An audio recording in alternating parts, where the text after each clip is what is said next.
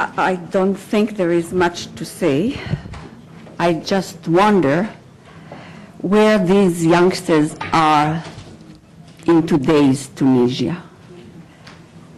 And I hope that the lessons they derived from their trip are still with them. What year was it? Excuse me? יותר מאוחר, אנה. What? 2008, I said before, 8.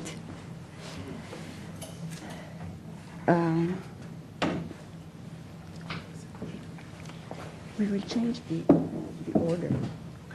You will stop. Yeah, wait.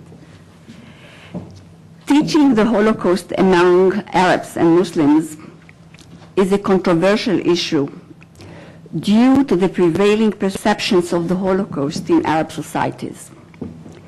Since the Stockholm Conference in the year 2000, and especially after the UN decision in 2005 to mark International Holocaust Remembrance Day, schools are required to incorporate Holocaust studies in their curriculum. This requirement is not honored in Arab and Muslim countries. UNRWA's attempts to include this topic as part of conflict resolution studies or human rights in its refugee camps, schools in Jordan, in the West Bank, or in the Gaza Strip, were met with strong resistance. Threatening to resign, Palestinian teachers in these camps considered UNRWA's decision as an attempt to turn the schools into a platform for the occupation and the promotion of normalization with Israel, harming the Palestinian cause and contradicting teaching the Palestinians' own tragedy, the Nakba. Few even incorporated denial of the Holocaust in their argumentation and claimed, for instance, that accepting the decision means accepting, and I quote, the lies and the fairy tales of Israel, which uses the victims of Nazi regime to cover up its own crimes against the Palestinians. When the issue of teaching the Holocaust was raised in April 2000 in a symposium on how to strengthen peace through education, when peace negotiations were still going on, the chairman of the Education Committee of the Palestinian Legislative Council rejected the idea to include the history of the Holocaust in the Palestinian curriculum right away.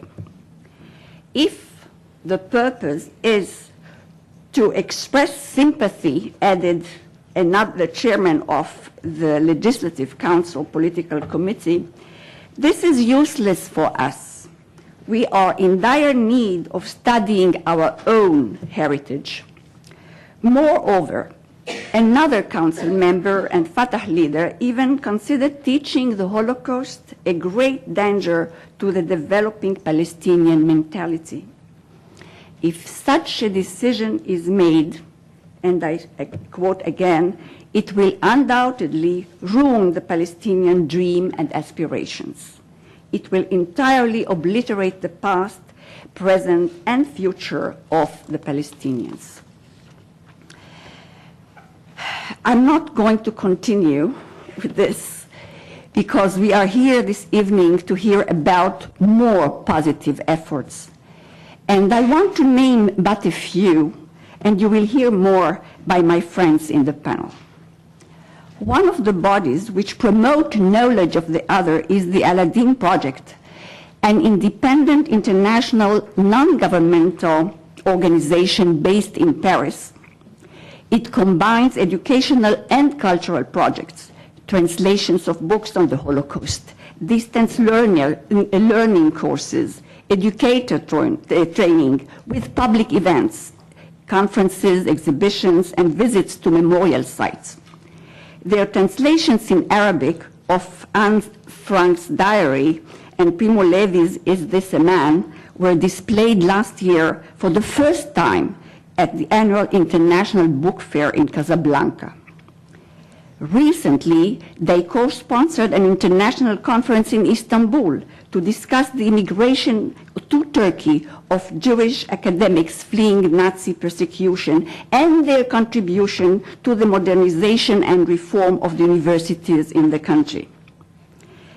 A delegation of Turkish teachers and officials attended the 8th International Conference on Holocaust Education held in Yad Vashem just half a year ago, despite the political tension between Israel and Turkey. And few months later, a delegation of 19 Muslim religious leaders from France visited Israel to attend a forum of religion and democracy. Drancy's Imam Hassan Shalgumi, the head of the delegation, explained that the tour aimed at improving Muslim-Jewish relations and combating Islamic fundamentalism and Holocaust denial.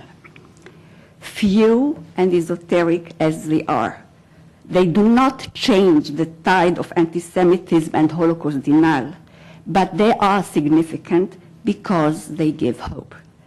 We have with us 3 speakers. We are going to change the order of the presentations, and we will start with Mr. Nazir Madali, who is probably known to some of you in the audience.